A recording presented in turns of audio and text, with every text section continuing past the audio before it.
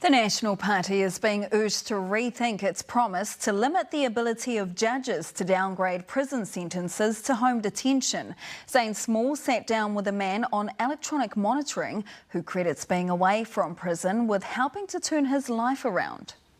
This is what home detention looks like, your movements tracked 24/7. This man's been in and out of prison for years. His latest charges relate to driving offences, but his life's now taking a different direction. I've gotten out of prison on electronic monitoring, found myself a job, started contributing, I've now got a Kiwi saver. That's because he's around family, can only leave the house under approved conditions and cannot associate with certain people. In prison, we're surrounded by other inmates and some possibly wouldn't have the same mind frame as myself. But the National Party is promising to make it harder to get home detention by imposing a new 40% limit on how far a judge can reduce a sentence. What we're hearing very strongly from the community is real concerns around law and order and public safety.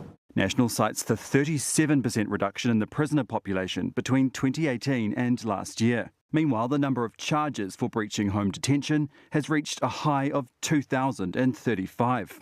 And the deadly mass shooting in central Auckland last month was carried out by a man on electronic monitoring. Several reviews are ongoing. The Ministry of Justice told us today no decisions will be made in relation to the sentence of home detention until those reviews are complete. It's been more than a decade since the ministry last reviewed that law, and that one concluded that it had operated, quote, very successfully since it was introduced in 2007. So National is being urged to pump the brakes on change until more information is available. We should investigate and research why these breaches are happening and how the home detention system can be improved to keep people safe.